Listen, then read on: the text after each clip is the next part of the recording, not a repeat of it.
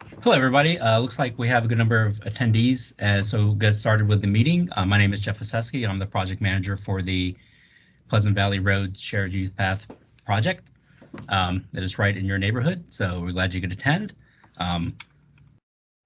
We have county staff available for a Q&A session at the end of the presentation. There'll be a PowerPoint presentation after that. We'll have a live Q&A session where county staff will be able to answer questions that you have.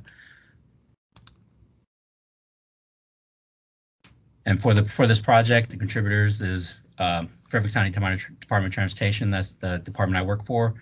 Fairfax County Land Acquisition Division, who will be overseeing the future easement right-of-way acquisition for the project. The Fairfax County Utilities Design and Construction Division, who will be overseeing the construction of the project once it gets to the construction phase. Sully District staff, like Mike McCoyle, and also Supervisor Smith, and also our design consultant, staff at RK&K. Here's a quick agenda for tonight's meeting. We'll have opening remarks with Supervisor Smith. I'll give a quick project description, a few of the design features, and go into more detail of what the project will look like. Then we'll discuss costs, and then the rough schedule from here on out. And then it'll be followed up by the Q&A session. And then we'll end the meeting with closing remarks. And right now, I'd like to open it up to Supervisor Smith, and I'll just close the screen so her camera can pop up, and for the opening remarks. Thank you very much. I want to welcome the community members that have come to this meeting. I appreciate all the input the community has had. It's an important part of our process that the community get involved and tell us what the situation's like, where the path is going to be. So I'm not going to say any more. I'm looking forward to hearing the details of where we are and then hearing your questions and input at the end. Thank you, everyone. Yeah, thank you, Supervisor Smith.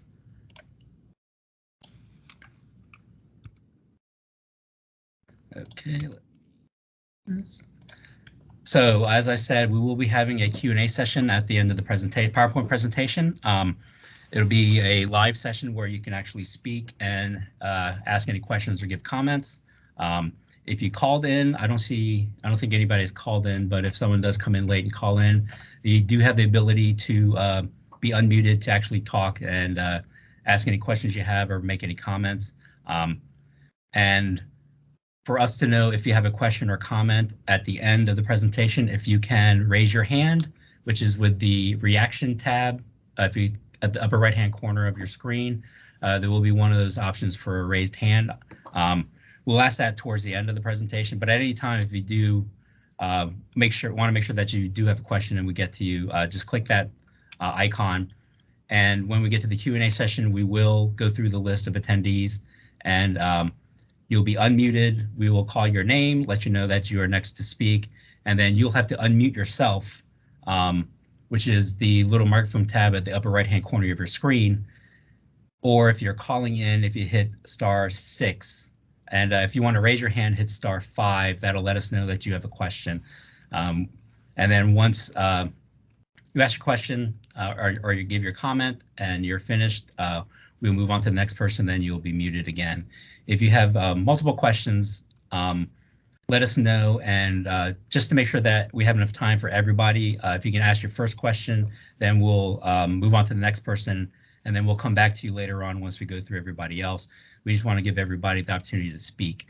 And if we do run short on time, there is a way for you to, you can contact me with any questions or comments that you have, and I will get back to you afterwards and make it, give you the response or accept the comments that you have. And for the project itself, it's a shared youth path project, which is a 10-foot asphalt trail along the east side of Pleasant Valley Road between Elk Lick Run and the Dominion transmission lines south of your subdivision. There is currently an existing trail that ends at the power lines to the south of you, and there's another trail at the just north of Elk Lick Run that ends, and this project is intended to connect the two. And so a little bit of background about the project. It's part of the major paved trail along Pleasant Valley Road on the countywide trails map. Its intent is to complete a missing link, which will increase the north-south bike connectivity between Centerville and Chantilly. The project itself will be a 10-foot asphalt trail along the east side of Pleasant Valley Road. It'll be approximately 4,700 feet of a extensive missing link to connect the two dead-end trails. With that, we'll have any necessary improvements to the street that are needed due to the design and constraints. And at the intersections, we'll be adding curb and gutter, and any storm appurtenances required, like structures, storm pipe, that's required for the curb and gutter installation.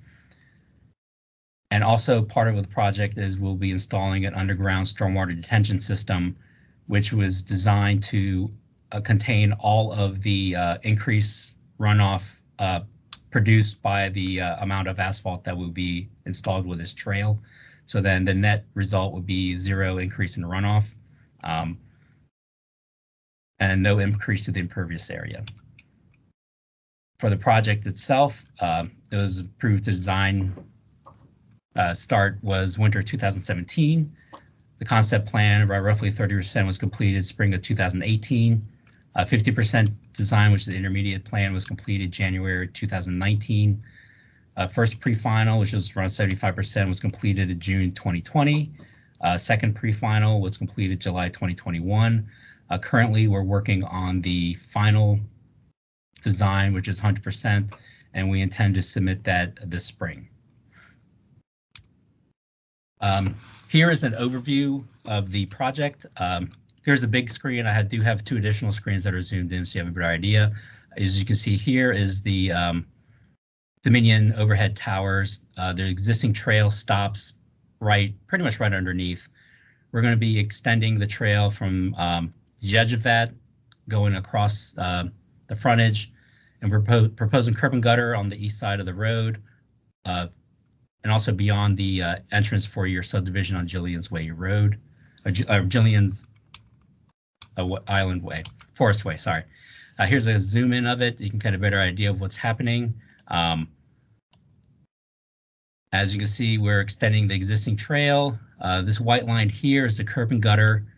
And when you see this white line with the little arrows, that's a proposed ditch to collect runoff to go towards the storm system to make sure that all the runoff is collected. And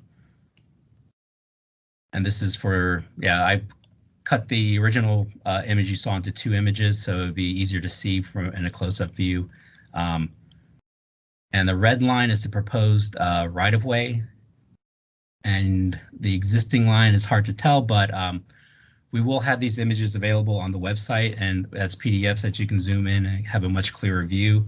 Unfortunately, with PowerPoint, you can only have so much for the image quality for PDFs that you bring in. This is continuing it. The project, you can see the trails going with a 5-foot or with the standard utility strip, curb and gutter. The edge here is almost the start of the entrance for Jillian's Forest Way. Just short of that, on the property, just south of the intersection, we'll be installing, like I mentioned before, the underground stormwater detention system.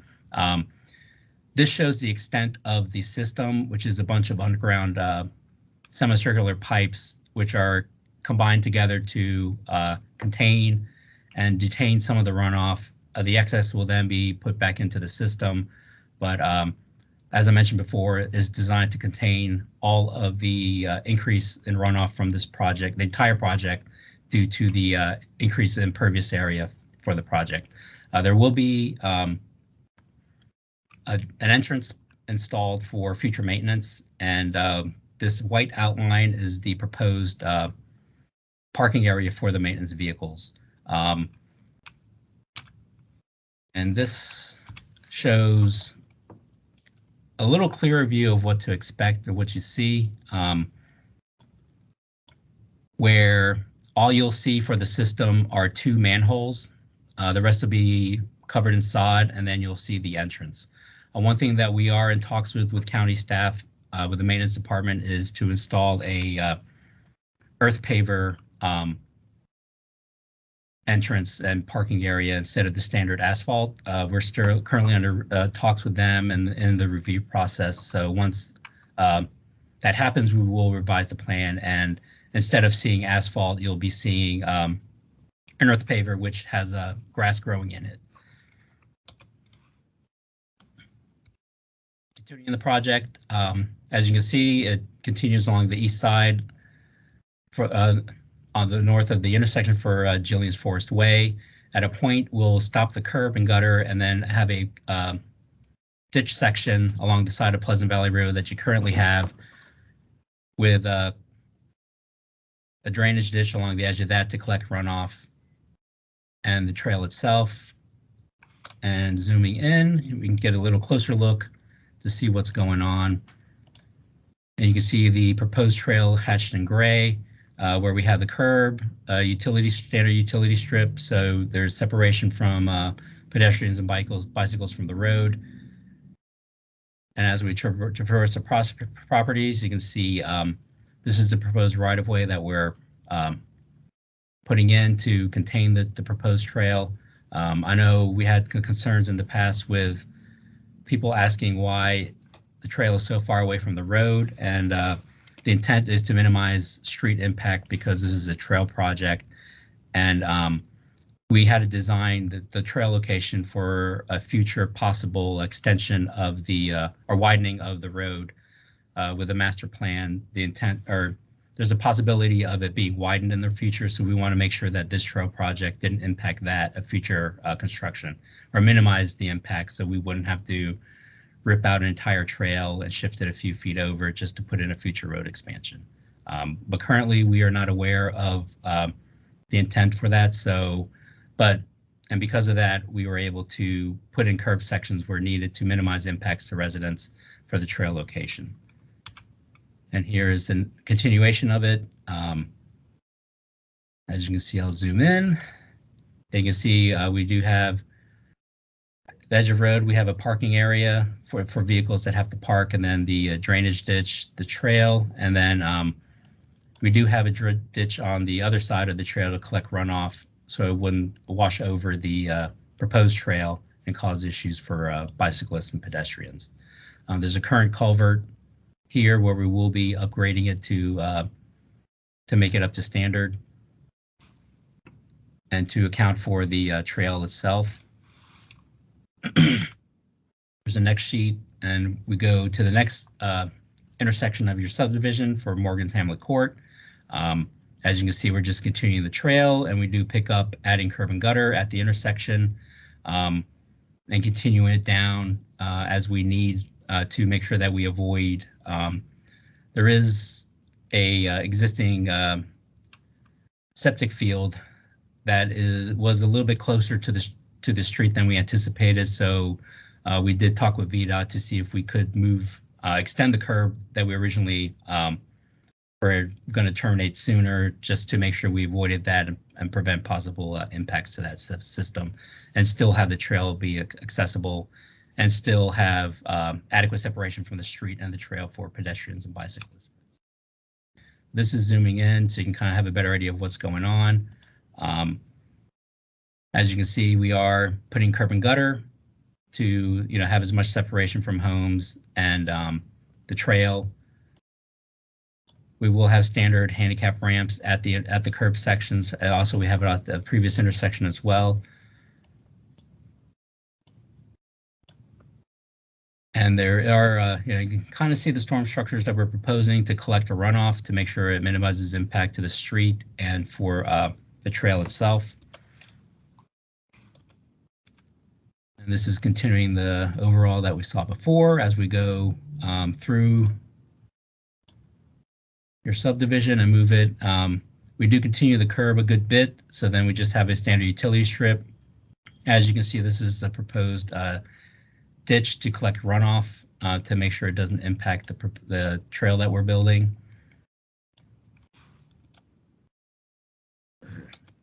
And then this is where the project ends.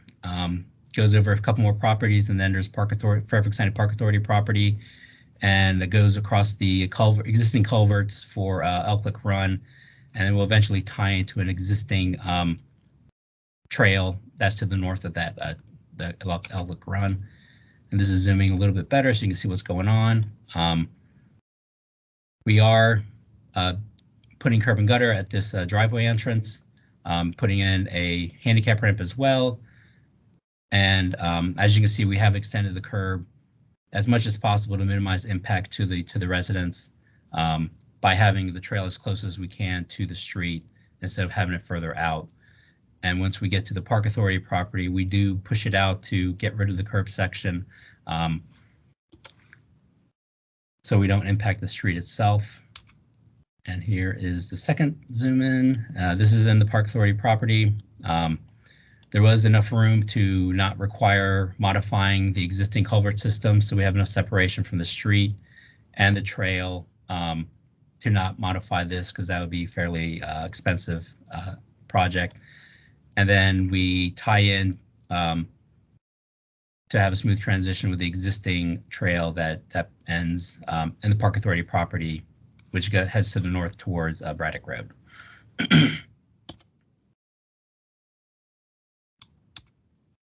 So currently we are working on the design phase. Coming up will be the land acquisition phase. Right now we have plats in process are being created that shows all the proposed right-of-way and easement that we are requiring for the project, and looking at the documents that we need to finalize, and also the plats that are created. Once they're finalized and approved, we will move forward with having the land acquisition division staff start their process to obtain the necessary easement and right-of-way that is needed for the project. They'll do their proper analysis to prepare an offer for each of the residents. Then they will coordinate individual meetings with property owners to discuss what we want, what the project entails. And once that's finalized, we'll settle and we'll finalize the document, so then we can move forward with final approval and moving towards actual construction. Currently now, one thing that we're looking at is existing utilities that will be impacted by this project. We have staff that is coordinating with the utility companies that will require a relocation or replacement. The utility companies we are talking with are Novec, Washington Gas, Verizon, and Cox Communications for existing underground utilities that will be impacted. We are still waiting for final relocation plans from Novec and Washington Gas to confirm if easements will be required from them. With this project, we are expanding some right-of-way, so that has been reduced a little bit with that extensive right-of-way. For the project schedule from here on out, as I mentioned before, we are currently working on the 100% design, and we do anticipate submitting that this spring. And then, as I just talked about, we'll be doing the right-of-way acquisition with the land acquisition division staff. They should be starting this spring, and usually it's depending on getting the proper research, it could be several months for that. So we anticipate usually like around 9 months for that whole process to happen, for doing the research, contacting individual property owners, having the meetings, then the discussions to move forward with the project. Once that's all finalized, we anticipate we'll have everything ready to go towards construction in this fall. And then once that's settled, we will go to bid. And once it's awarded, look towards the actual construction schedule. Currently, we're anticipating it'll start this coming winter of 2022, 2023, and be roughly about a year to complete. For the costs, this is the total anticipated cost for the actual design that we've been going through and get to completion for right-of-way acquisition, utility acquisition, and utility relocations. We're anticipating around $640,000. The latest construction schedule or estimate for the entire project for construction is $3,974,000. So the current total proposed is $5,396,000. Sorry, that was a typo. or it's not 55 million, there's an extra 5 in there. So now we conclude the presentation. You got a good view of it. Like I said, we will have the overall exhibits that I showed before available on the project website, so you can look at it, get a better view, especially if it impacts your property, or you can see how it'll impact your neighbors as well. But right now, if you have questions or concerns about the project, we will go into the Q&A session. Like I said before, if you do have a question or comment, please raise your hand so we know that you do have a question or comment. You can do that by clicking the little hand icon in the Reactions tab, which is in the upper right-hand corner of your screen. If you're calling in, and I don't see any callers, but I might not be able to see it right, but if you are calling in, hit *5 on your phone, and that will let us know that you have a question.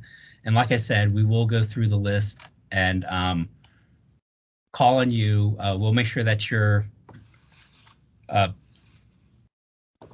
microphone is enabled, so then you're able to speak. And once we tell you your name or the email address or whatever's listed for how you signed into the meeting, we'll instruct you to unmute your phone or your microphone, which will be the microphone icon at the upper right-hand corner of your screen. And if you have multiple questions, we ask that you just ask one and then let us know you have additional questions or comments. So then that way we can make sure we get through everybody's questions and concerns. You know, we want to speak to as many residents as possible, get your feedback, answer any questions that you have. We just want to make sure that that, you know, one or two people don't take up everybody else's time. So as I said before, you know, if we don't get to everybody by the end of the meeting, we will, you will be able to contact me with any questions, comments, concerns that you have, and we will get back to you after the meeting. And I know right now, if you are one of the affected property owners, we do not have specific questions regarding anything with costs or actual concern or, you know, things like that, because the land acquisition division staff have not really looked at the project and haven't done the due diligence to do the actual research, market research, to figure out what all that is being involved with your project, your property, and what, you know, a fair value would be for that. So if you have that type of question, we ask you to refrain from that. Because we don't have an answer for you, and I don't want to, and we won't, you know, we won't not, you know, we want to try to give you a response, but we want to make sure that we actually have all the information and background required to give you a proper one. So that being said, I will go back to the other screen and start with the Q&A session. So if the presenters can unmute themselves and we can start moving forward with that. So Jeff, we have a number of attendees with questions, so I'll just start from the top of the queue.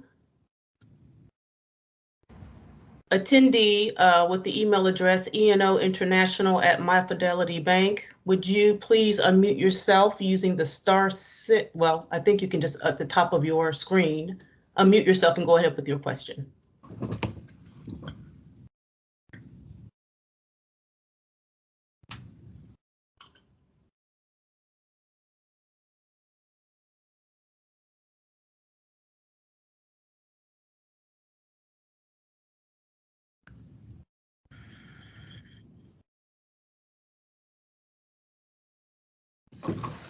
ENO International @myfidelitybank. Your mic has been enabled, so you can just unmute yourself and go ahead with your question.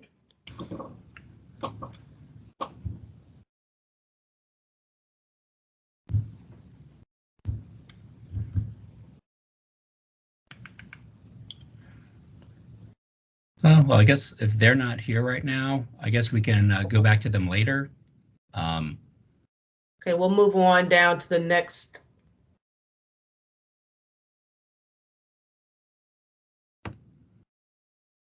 We'll come back to you. We'll move down to the next question.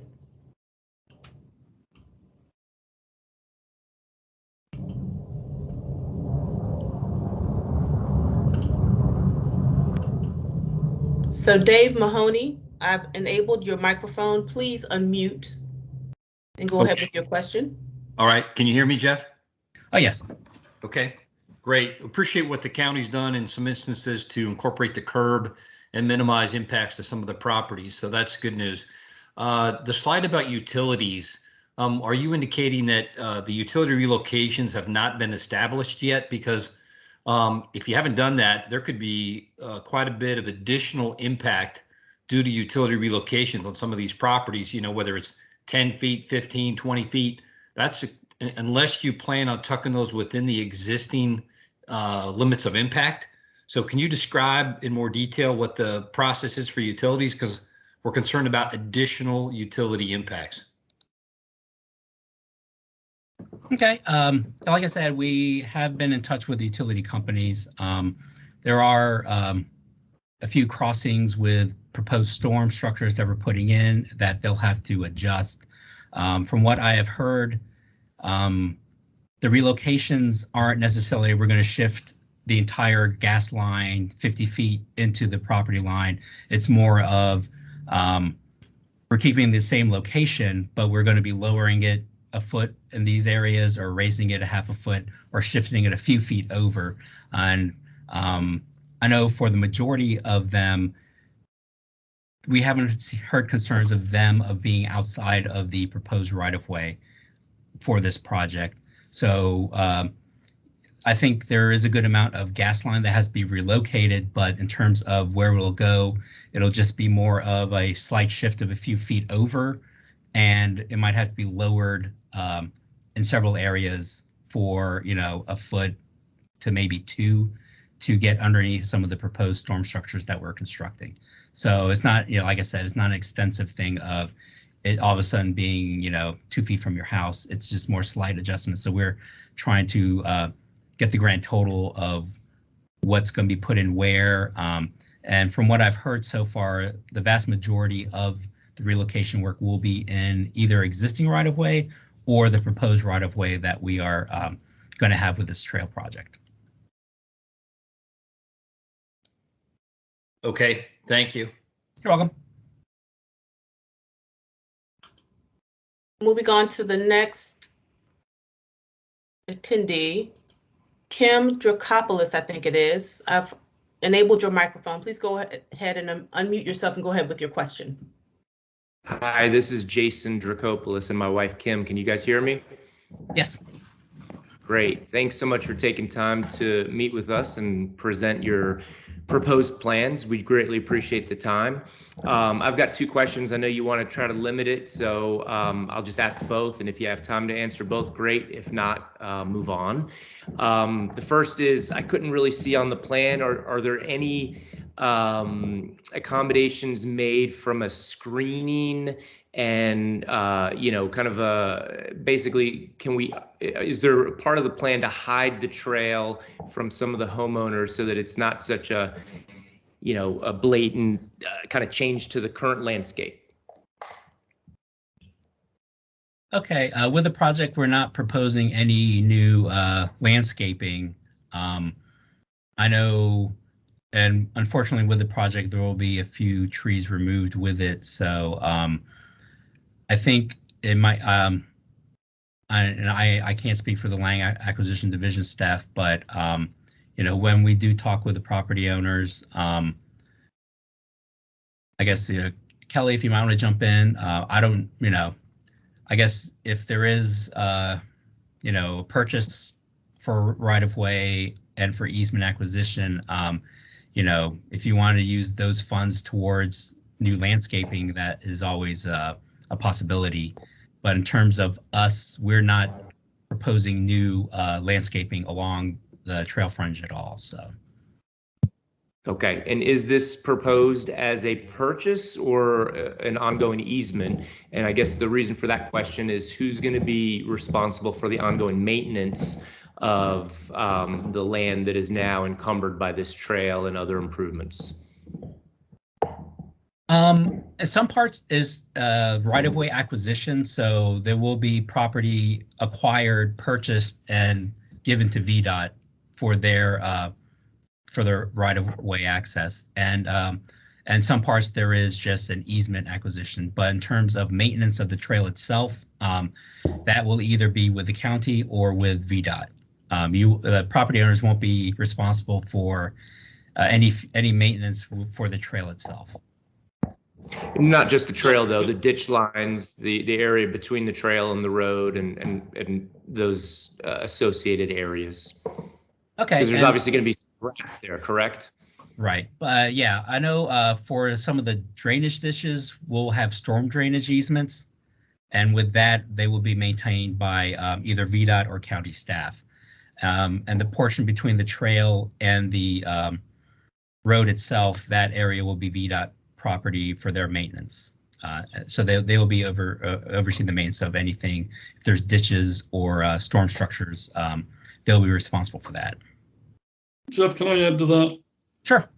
This is Jim Beal. If the plans show right-of-way, that is a permanent right-of-way that will be purchased, and all of the trail is within proposed permanent right-of-way, that anything that is shown as an easement, a permanent easement, if it's, as Jeff said, if it's a storm drainage easement, the homeowner will retain ownership, but VDOT will be responsible for maintaining that storm improvements.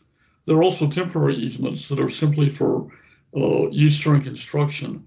And again, that will be an easement from the homeowner until construction is complete.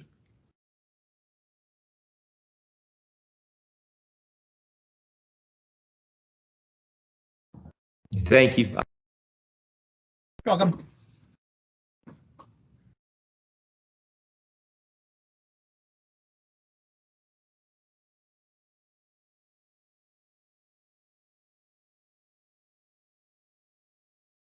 Letizia, you're muted. Jackie, I've enabled your microphone. Please go Right, ahead. sorry, it cut out. I couldn't hear you. Okay, thank you for the meeting. I just have, Jeff, a couple of things I'll follow up with you tomorrow that you and I have been talking about, and I won't waste everybody's time with that part for my property personally. But one of the things I did want to mention is for the other property owners who are being impacted, I know, when we look at the drawings, is there a way that they can find out exactly how far in, from Pleasant Valley into their land that they are actually going to be losing their property? Additionally, one of the things, we know with my property is that the county is going to be taking a certain amount to put this underground pond in, but they're also going to come in and grade part of the land. So even though I'm going to maintain ownership of some of this, it's still going to be changed. I just want to make sure that the rest of the neighbors going down Pleasant Valley have a good idea of what their property is going to look like. Is there a way that they can reach out to you and that you guys can send them not just the drawings, because obviously if you're not an engineer, you're looking at the drawings and you don't maybe quite know exactly what's going on, but so that they can find out exactly how far in are they losing trees, are they losing property, is the land going to be graded, and just how different things will look for them. Yeah, they're more than welcome to contact me. I can get in touch with them. I can give them an exhibit so they can have a rough idea, and then also give them measurements of, how far away from the house the trail will be, and then for the grading areas as well. And, once the weather gets a little bit better and everything's not covered in snow, I can go out with them just to give them a better idea of where the trail will be, where, if there is grading to put this stuff in place, where that will end. So then they have idea of, are there any existing trees or bushes or shrubs that will be impacted? And then also, what is temporary construction? Because once, we might need some extra room for construction and grading out, but then there'll be temporary construction easement for that. But once we're done with construction, that easement will be vacated. So then you can go in and do, any improvements that you want to do yourself as well afterwards. So yeah, definitely any property owners want to reach out to me. I can give them information right now, and maybe wait till it gets a little bit better out weather-wise to do meet with you at your property, so you have a better idea of exactly how far away from the street the trail will be, and then in terms how far away from your house or your driveway or your fence, or what trees will definitely be impacted, what will potentially be impacted. We can do that with you. I have a 100-foot tape measure. I can easily measure stuff out for you, so you have a better idea of where, what a better visual of how it'll appear on your property. Jeff, if I could just add to that, once we get into this is Todd Minix with FCDOT. Once we get into the right-of-way acquisition phase, we can actually have surveyors go out there and actually place stakes in the ground out there to show you where right-of-way limits are, easements are, all sorts of things. So you get a better feel of it, and you can walk it at your leisure to see where those stakes. And again, we would meet with you in the field during right-of-way acquisition to point it out, explain what the stakes mean. We've met with property owners in their homes. I know with COVID that might not be the best thing, but if you would like to do that, we would be willing to meet with you along with the land acquisition agent to go over the plans and actually go through it in detail with each property owner at your convenience.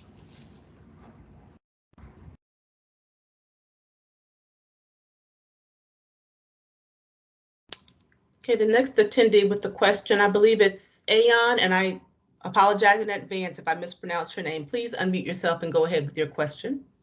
Thank you very much, Jeff. Thank you, everybody, for your time. I'm the new resident at Fairley Court.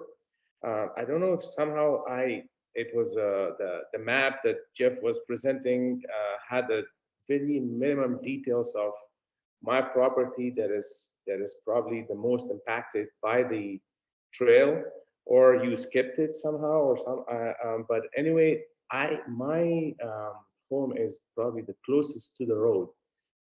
Between the grass and the road edge is less than like maybe 5 feet, 10 feet, something like that. But anyway, the question I have is, so I moved here last year, so I don't know the 2017 when the house was first built, and also I don't know if the previous owner was aware of what's happening to this property or anything, that he sold it, or but what is the reason that the trail is not crossing the other side of the street and goes through I don't know. I'm naive about this. It's first time I'm in the meeting, and so that crossing the other side, and it doesn't impact any properties. The trees that are impacted are either side. There will be loss of trees anyway, but there will be less impact on the residents, and then the trail is anyway it's passing across the bike ride or anything, and then it could go and reconnect it to the other side. So what is the reason, and how do the owner, where the owner can express their objection to the plan? Okay, yeah, I can answer that question. Yeah, like I said before, this project is connecting two dead-end trails. So one reason why it's on the east side and not the west side is that there's two existing trails that end, and the safest way for pedestrians and bicyclists to use the trail was to keep the trail on the same side of the street and not have two crossings. I know that street is questionably, barely used and then heavily used depending on the time of day. The other factor, which is a significant one, is that there is a lot of conservation easement on the property, the majority of the property for the extent of the project limits on the west side, on the Park Authority properties. And there are very restrictive conservation easements that, from talking with Park Authority staff, if we do any impact on a couple of the parcels, that gives the Northern Virginia Regional Park Authority permission to acquire those parcels and do whatever they want.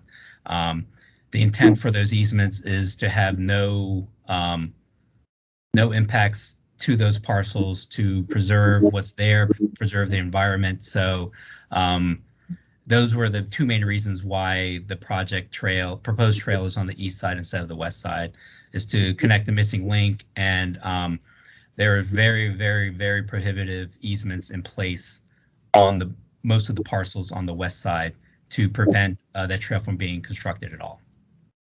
So we have to bear the consequences of those and lose our, which particularly my property is like attached, almost attached to the road.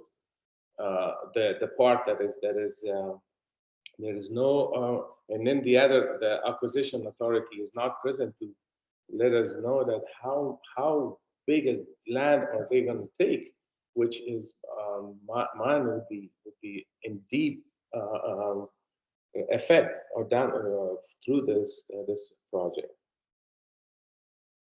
Right. Yeah, you can get in touch with me after this meeting. I can give you information and have you make an exhibit for you to have a better idea of the impacts. Like I said before, the street itself could possibly be expanded down the road. And if this trail project didn't go in, the street expansion would widen itself and the street itself would be closer to your property. So if your house is currently fairly close, luckily we haven't heard of them widening the street or having an intention to do so. But I know the exhibits that the images that I showed earlier showed property owners from probably I think about 3 years ago when the survey was created. So your name would not be on the list for the property owner for the parcel itself. So after this meeting, if you could give me a call or shoot me an email, I have my contact information. I'll put it up on the screen towards the in a second, so you can contact me so I can get you the information that you need, and I can measure out separation from your house to the proposed trail, and also the existing street itself, so you have an idea of how far away the street is to your house, how far away the proposed trail will be, and also you can have a better idea of what the impact will be. And also you can voice your opinion and write a comment, and we'll document it and acknowledge that we received that.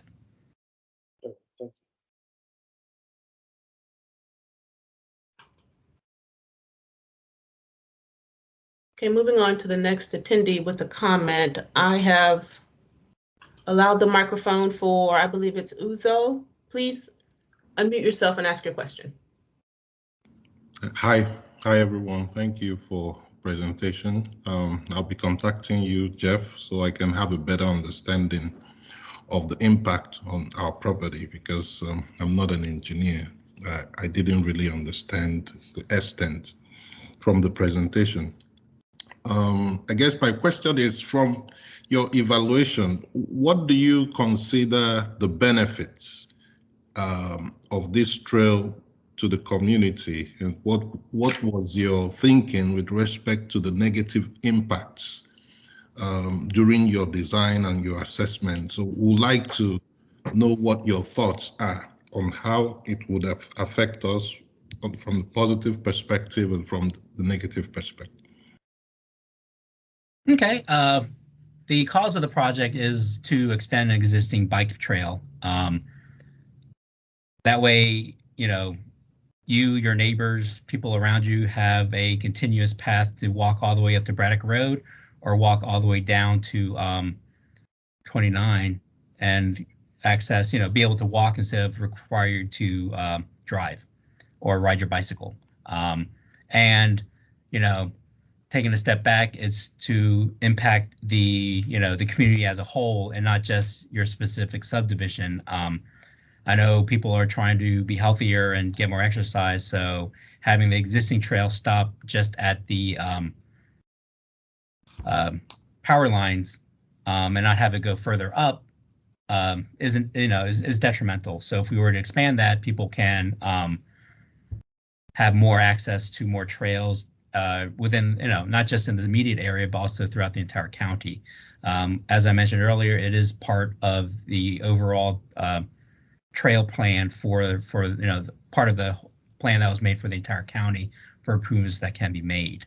And then to answer your question regarding, with the design, what do we look at to while considering, the concerns and impacts on the residents immediately affected. Like I said, we did increase the amount of curb and gutter that we put in, which reduced the separation from the street to the proposed curb by just having a utility strip. The original design was to leave to minimize the amount of curb and gutter, to minimize the impact of the street. And with that, it would have required a shoulder section for cars to park, and then area for a ditch for stormwater to run off of, and then have a safety slope for the trail. So in case of accident, somebody actually fell off the trail, they wouldn't be too steep. So it's fairly shallow, so it has to be pushed back even further. And then a grading on the opposite side to tie back in. And then there are several areas that had another drainage ditch and then had to tie back into the existing grade. So yeah, the original designs were you know, a lot more a significant impact to the property owners. It, you know, added at least 8 or 9 feet just for an area for cars to park if they had to pull over, which shifted everything out further than it needed to be. Like I said, with the later designs, we did increase the amount of curb gutter, especially at the intersection for Jillian Forest Way and also Morgan Hamlet Court. So then what that did was, instead of having that extra section for shoulder for a car to park and an area for drainage for the ditch, we just had the standard utility strip, which I believe is 6 feet for a road that size and with a trail. So that cut out, you know, a good amount of distance from the previous design to move the trail further away from the properties and closer to the road. And with that, you know, on the back side of the trail, we did still have to do a tie back to make sure it's shallow enough to not be dangerous if someone were to fall off the trail. And like I said, there are some parts that do have a drainage ditch, but with that, we you know, did our best to minimize impact on the residents where the trail was affronting their property.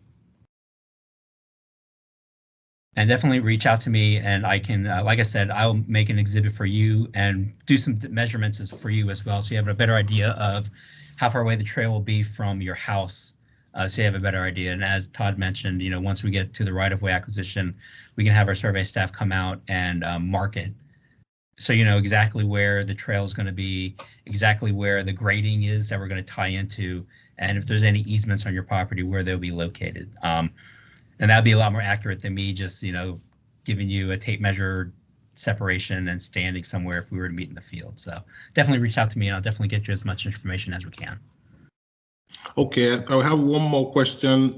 You can take that at the end if there is a chance for that. But is there going to be, my concern, I don't know about others, but I feel is the same. My concern is that people may be able to walk into our properties. Is there a way, did you put something like rail in the trail to prevent people from just stepping out from the trail and walking into our properties? We typically don't do that for our trail projects. I'm not aware of getting feedback from previous trail projects of residents having problems with bicyclists encroaching their property.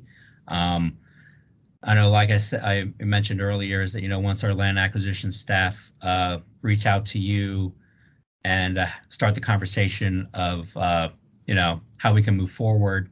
You know, if there are some funds exchanged, you might look into getting a fence installed on your property line, so then you have no issue or concern of that happening. But, you know, as I said, I'm not aware of, you know, getting negative feedback from our projects where people are saying that, you know, bicyclists or pedestrians are actually, you know, accessing their property because of it. Okay, thank you.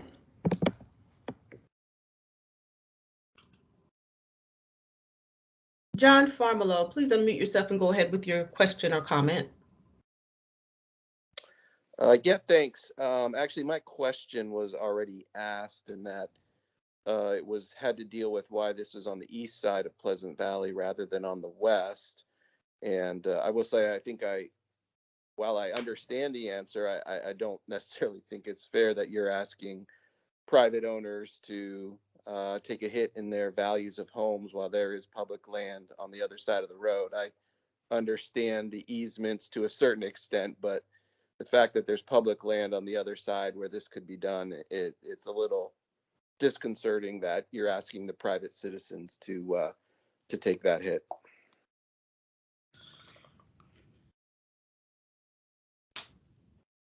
Okay, yeah, thank you for your comment. It is noted, and we'll definitely, that's why we have this meeting, is we definitely want to hear the concerns of the residents, especially the ones that are impacted. So, we know what we're getting into as we move forward.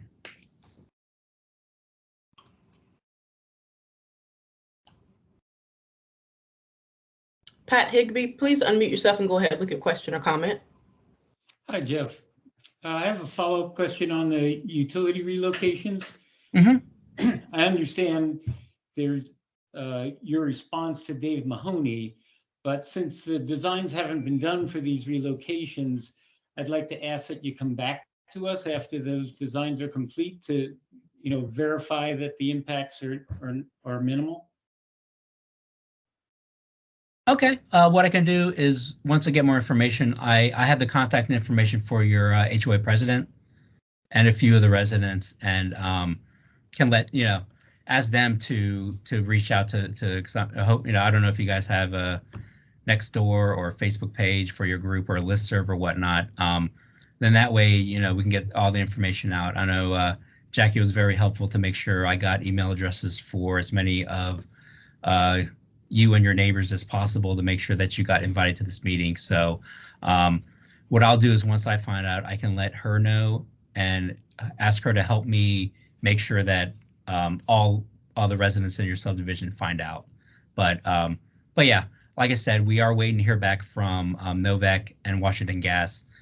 And the initial response, like I said, wasn't very dramatic or significant or a major concern of theirs, which is good for us to hear, because then if they come back to us quickly saying we have issues, that's when we really perk our ears up just to figure out what the impact will be. But from what I've heard so far, that has not been the case. But yeah, once I get more information, I will get information to the people I've been in talk with recently, and also, like I said, your HOA president, Spencer, just to make sure you all get the information.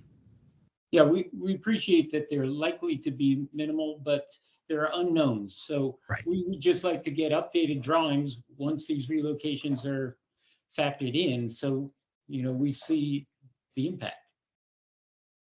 Okay, that's something I can do. What I can do is also, once we get final approved plans from the utility companies, I can see if I can get a decent enough copy and put it on the project website. So then that way you can actually look at it and see what they're proposing. Because it is public information, so it's not like, we have a reason to not let you see it. So once I see that their final approved designs, I'll definitely put that available on the website, and then, like I said, let people know that it is available to see, so you can download it and look at it yourselves. Thank you very much. You're welcome.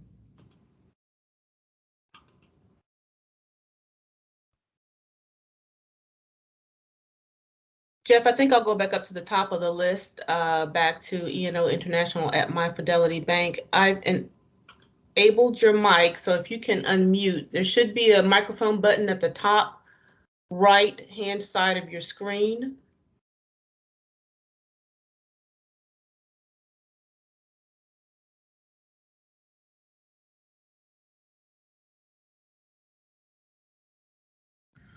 Okay.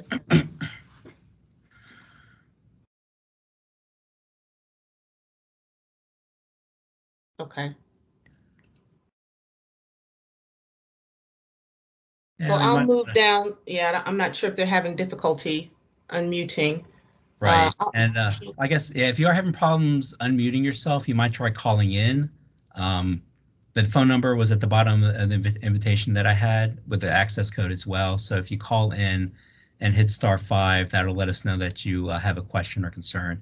And I guess a few people that we've already reached out to, I just want to make sure you don't have additional questions or comments, because your hand is still raised. It wasn't unraised. So I just want to make sure we get to everybody that, all the residents that have a question or comment, and I don't want to accidentally miss somebody because we're going back to somebody. So I know a couple of new hands popped up as the last few questions were raised. So if you don't have an additional question, please unraise your hand so we know that you don't have any additional questions. Or if you could, for the next couple minutes, unraise your hand so then we know who has not asked a question yet, so we can make sure to get to everybody that has a question. Like I said, we want to make sure everybody gets to speak. Thank you. Spencer, I've allowed your microphone, so please unmute and go ahead with your question or comment.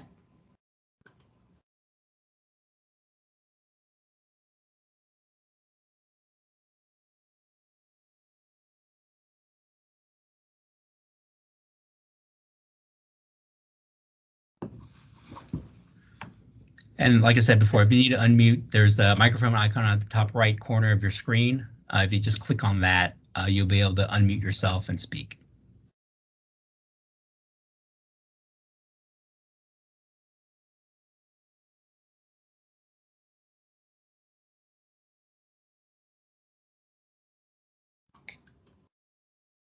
Spencer, we'll come back to you. Joy, would you please unmute yourself and go ahead with your question or comment?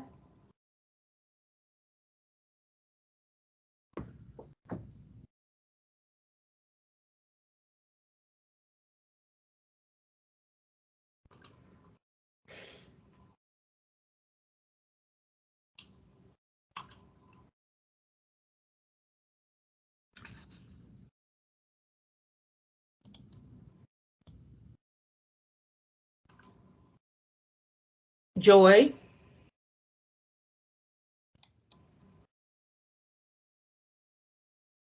And again, if you're having trouble unmuting yourself, you can call in.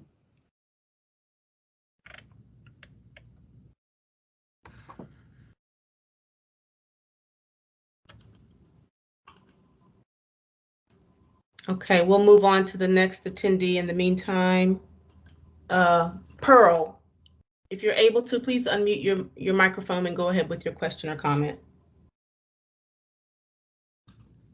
Hi, thanks for the presentation, Jeff. So to minimize the negative impact on private property, would you consider moving the parking space? As of now, I think there are two of them, one on Jackie's property and one on our property. Would you consider moving those parking spaces to areas along the Pleasant Valley Road where there are no homes? Because that would create additional negative impact on our homes, because these parking spaces are on our property, apart from the trail. Right.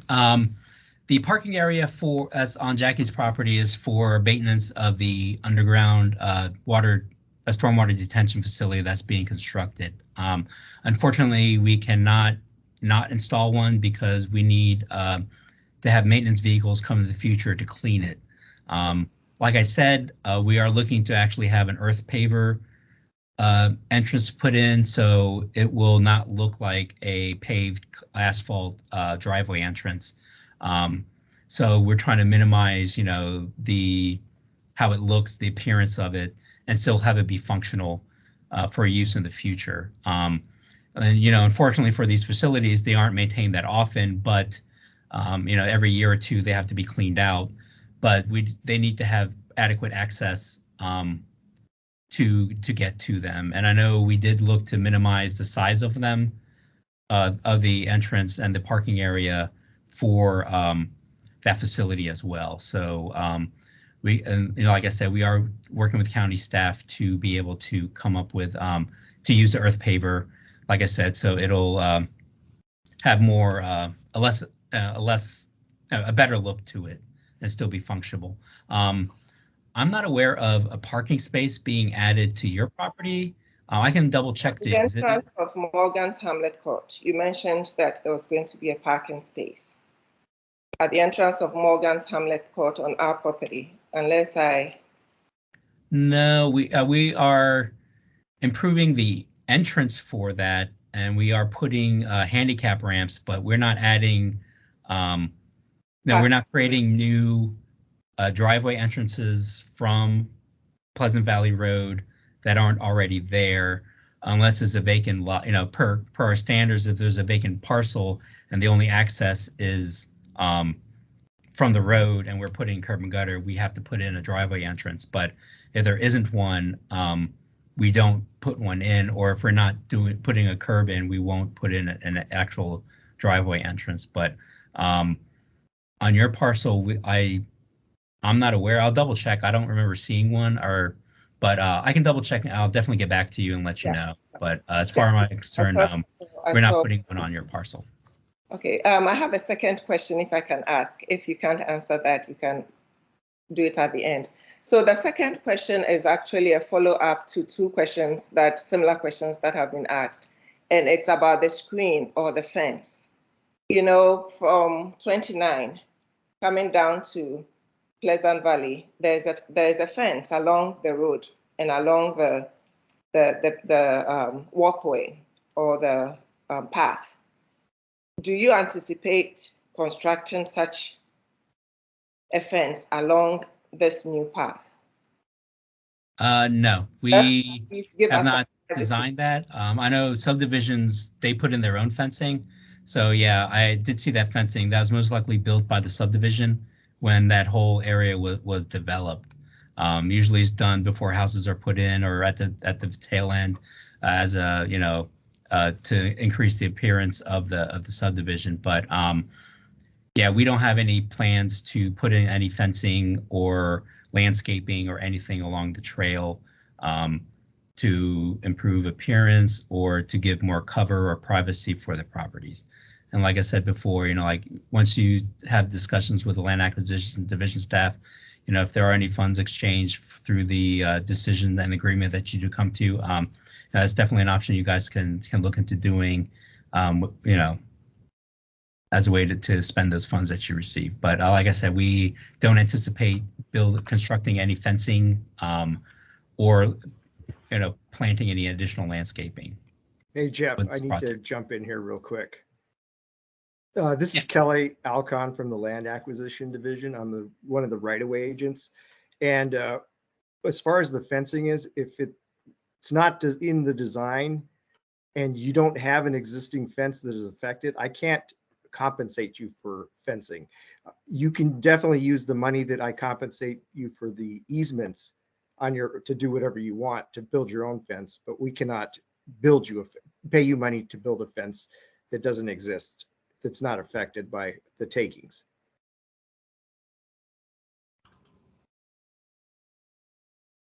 Okay, Jeff, we have a couple of call-in attendees, and one has their hand raised.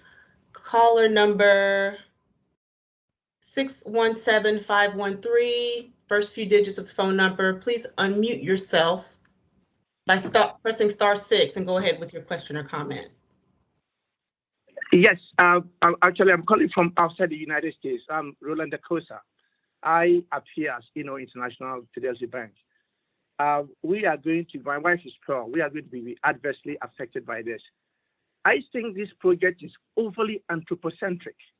That is that you are going to construct a 10-feet wide trail for bikers in a very thinly populated area.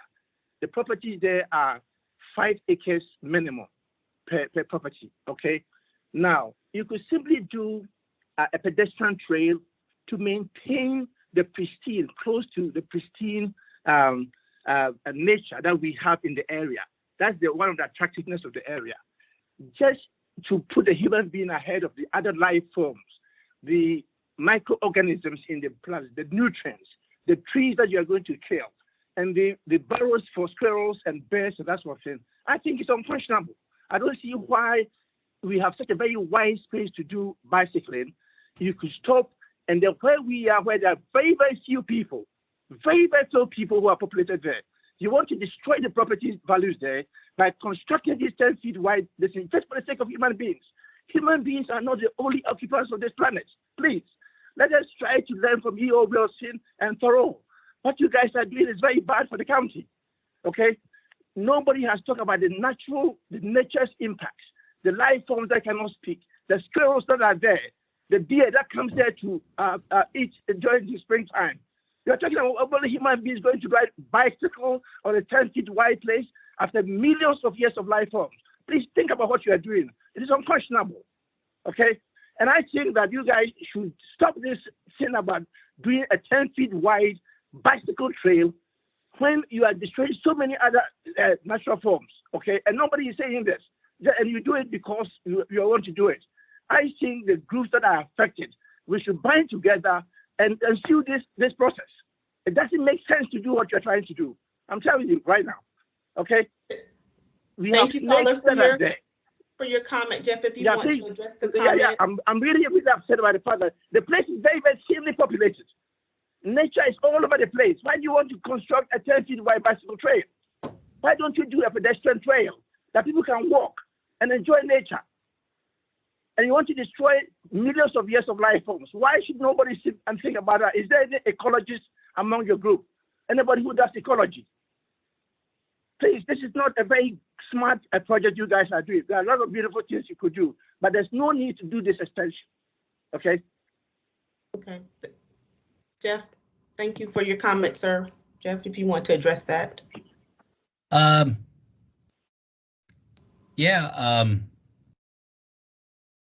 Like I said, this is part of the master plan for the county for bicycle improvements. And this is essentially a big missing link project, and will definitely increase connectivity, bicycle connectivity from the north and south of between Centerville and Chantilly. So we see this as a significant improvement to the overall bike path for the entire county, and not just one specific area. So I definitely thank you for your comments. I strongly suggest you email me or have information how you can leave feedback on the project website, just to make sure that we get all of your concerns noted. And if you have any questions, definitely ask them. We can definitely try to answer them.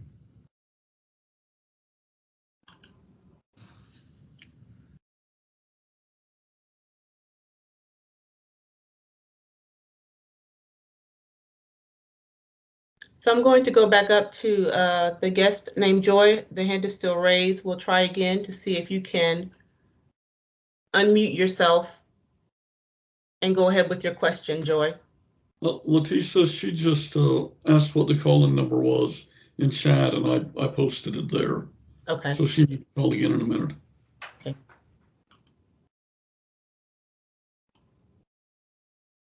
Spencer, if you have an additional question, please go ahead, unmute yourself and go ahead with your question, please.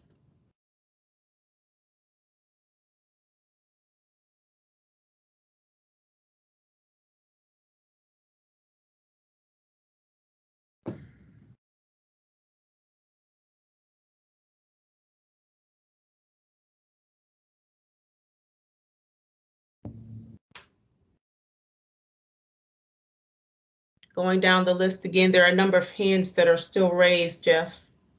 I guess have additional questions or. Yeah, I just want to double check to make sure if you don't have an additional question, or if you do, or just forgot to unraise your hand. Like I said, we do want to go and make sure that we, I believe everybody that I see a hand raised has already asked a question, or I guess we're waiting on Joy to call in. And I do see a number that just popped up as a call-in. So hopefully, if you just called in, hit *5 if you do have a question or comment. And then that way we can let you unmute yourself so we can talk. So yes. I also still have a question, so I will wait for my turn then. If you would go ahead with your question, please. Oh, sure. Is there any authority or someone who we can go to object the plan? Because if that is impacting our houses or our property, but it's not because of whatever reason you have mentioned for the west side. So who we contact to object the current plan and have them work with you guys to go over to the other side and have the land acquisition instead of going to 5, 6 or 10 houses go straight to that one property that is the other side, and then work with them and not destroy our property or impact our property? Who do we have to go and object this plan?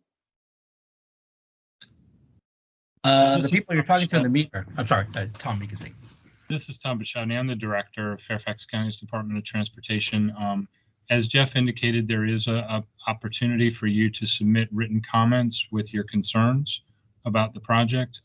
Jeff, if we could put up that slide that shows where people can submit their comments. We do understand your concern, but recognize that we're trying to balance a number of different aspects. And in particular, we're trying to connect up two parts of trails that currently dead end north and south of this area, so that there is a continuous facility that people can use. And on the other side of the street is protected property. And so we really don't have the option of putting the trail on the other side of the street, even if that were the best place for it. By putting it on this side of the street, it connects up two existing trails that are already on the east side of the street. But here's the information in terms of where you can submit your formal comments. And if you would like to do that, we would welcome your written feedback as well. Yeah, and as mentioned earlier, there's a few ways you can leave feedback. There is a website on the county website for a webpage for this project. The link is on the screen. Unfortunately, it's fairly new, so if you do search on the county website, it might not pop up. There's a lot of stuff for Pleasant Valley Road already that people have searched on. So if you do search for Pleasant Valley Road Shared Youth Path, you won't really find anything. So I'm going to work to make sure that is updated, or I'm going to try to click on a bunch as possible to make sure that it aggregates popularity, so it'll be higher on the search function for it. That's one way. If you want to write in a letter, here's the information on the screen. But probably the easiest way, if you just send me an email. My email address is jeffrey.faseski@fairfaxcounty.gov. It's jeffrey.faseski@fairfaxcounty.gov. Shoot me an email. Just note in the subject line that it is regarding Pleasant Valley Road. And if you have any comments, questions, suggestions, definitely send them to me. And like I said, if you have questions, I'll definitely get back to you as soon as I can. If you are an affected property owner, if you have specific questions about what the next steps are, I can try to answer them. And if it's too early in the game for that, I will let you know that. And then once our land acquisition division staff get hold of it so they can do their work, do their research and their due diligence to come up with a solution and a proposal, they will be contacting you down the road. So, and also my phone number is 703-877-5792. Definitely, if you want to give me a call or leave me a voicemail, I'll get back to you as soon as I can. Jeff, there are a couple more call-in numbers that just came up and then an additional attendee that raised their hand. So caller with the first few digits, 703-222, you had your hand raised.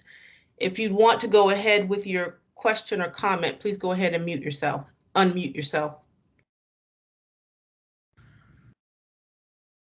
And to do that, you hit *6 on your phone, and that will unmute you, so then you'll be able to talk.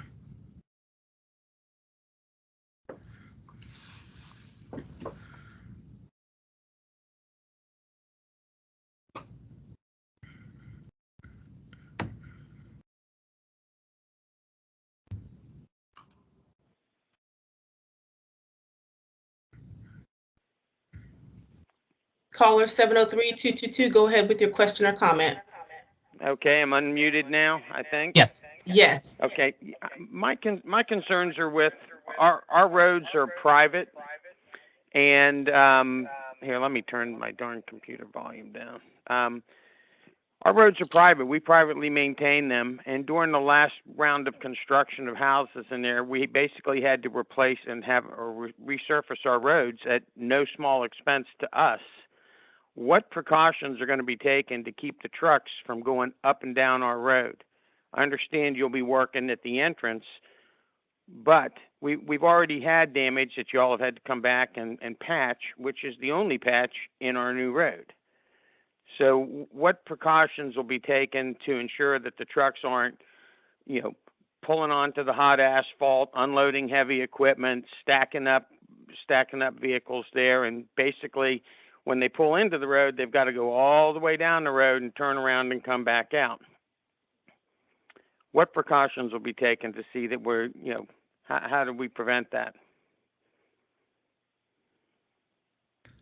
Well, I know during construction, our UDCD staff will be overseeing the contractor that's doing the work. I know I can make sure that this is a concern of yours and let them know up front so they know off the bat to proceed with caution when doing any work in and near your entrance for both of your streets.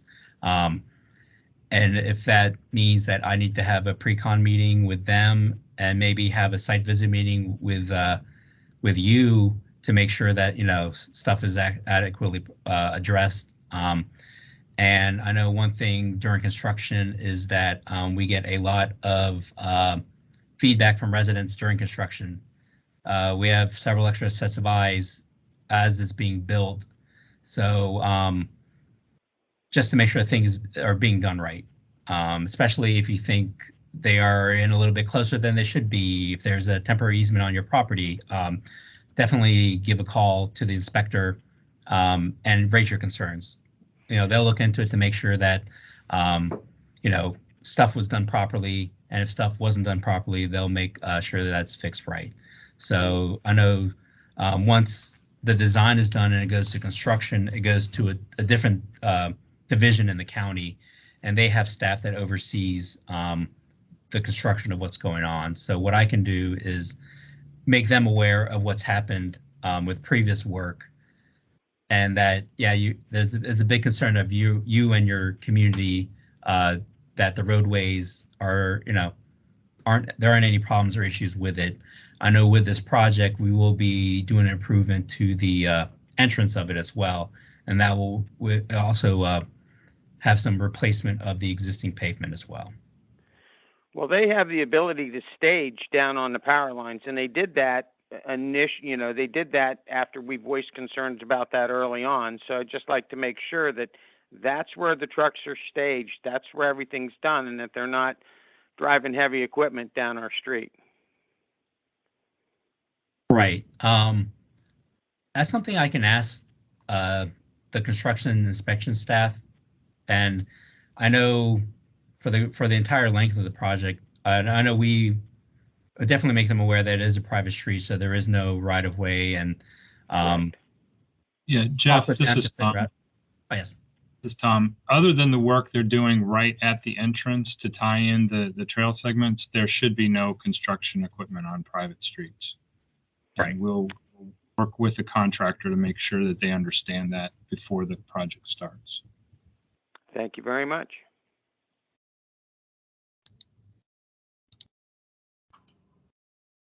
Caller 703-801, first few digits, if you would go ahead and unmute yourself with *5 and go ahead with your question or comment, please.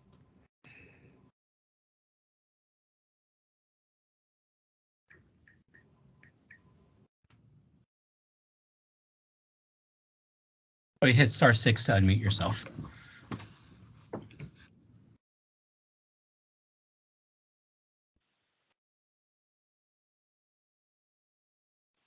Okay, looks like your microphone is on and you're ready. You should be able to speak. Hi, this is Joy Higby. One of my main concerns is this parking area for maintenance you're proposing. I've been told that the maintenance is only once every 5 years or not very often, and I'm wondering why we're having a parking area built there. It's going to encourage people to park, to ride their bikes, park to hang out with their friends, park to go on walks, and I don't understand why the maintenance vehicles can't use the power line to park and to access the stormwater area. The entrance will have bollards and probably a chain with a lock to prevent people from accessing it. And the only people that will have access to that lock are county maintenance staff. So you don't have to worry about people parking their cars there. The only people that would park there would be the maintenance truck to go and do their work. So. Well, isn't the maintenance only every 5 years? Why do we even need a parking area at the expense of that? Jeff, this is Todd. Let me chime in here. The maintenance on these underground facilities is more often than that. They actually have to go in with a vac truck, which is similar to a septic tank vehicle. So it's a fairly large vehicle with a big tank on it, and it sucks out trash, leaves, etc. out of the underground detention facility. If we don't do that fairly often, it clogs that facility and it doesn't perform the function it's required to do. So these underground facilities typically are maintained about twice a year, depending on the size and the specific design of it. I don't know the specifics on this particular model that we're talking about, but we can check with our stormwater maintenance and stormwater management division just to confirm how often they think they're going to need to get vehicles in there. If they can't park the vehicle down at the power lines and run a hose all the way up to this facility and try to suck out the trash and leaves and so forth that may accumulate in it. So that, and as Jeff says, these are what we call pervious pavers. They're like what you might find in somebody's driveway that are pervious. In other words, there are holes in them that lets grass grow up through it. So it will look more like won't look like a parking area, so to speak, for somebody to try to pull a vehicle off and try to park in there. It's try to avoid that as much as possible as well.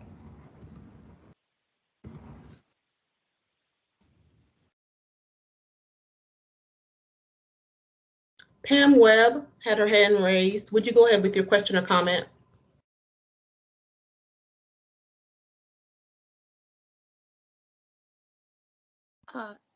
No, I didn't have my hand up.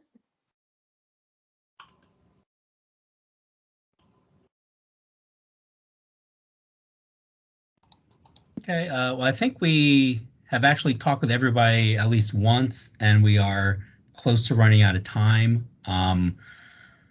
If you don't have additional question or comment, I don't know if we can get to any more, maybe one really quick one, but like I said, on the screen you have the contact information. Probably the easiest way and the quickest way to get a response is just to email me. My email is at the bottom of the screen, and it's also what I sent you guys to invite you to this meeting. So definitely, if you have any questions, comments, or concerns, definitely shoot me an email. And like I said, I will get back to the property owners that had questions regarding proximity to what's going to happen, on their property. And as was mentioned earlier, once we get later on down the road with land acquisition staff working with you, we can have a survey crew come out and put stakes in the ground so you see, or markings, so you know exactly where stuff like the trail is going to be and where the proposed grading line is going to be and the proposed right-of-way is, so you know where your property line will end and start, and also if there's any easements as well. So unfortunately, we are out of time. I did want to thank everybody, and I believe that we did get to everybody that did have a question.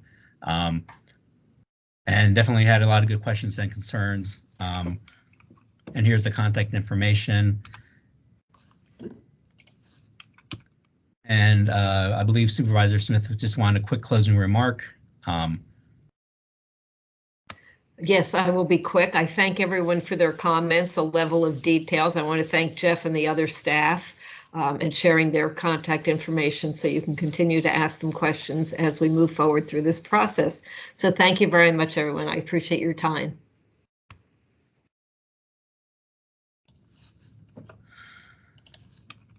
Okay, and that concludes the meeting. I appreciate everybody attending. Like I said, there are a lot of very good questions and comments and concerns.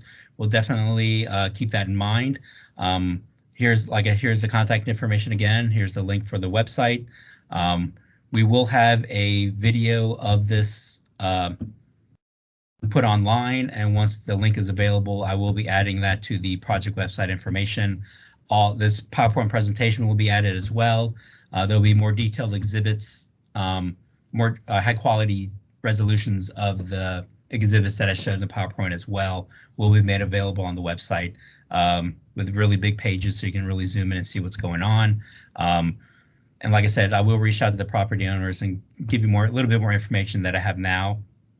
But like I said, the next 2 weeks is the comment phase for this project. So if you love it, if you hate it, if you're in between, if you have suggestions of what we can do to make changes to the project, that's the time to do it, especially if you have suggestions on what we can do.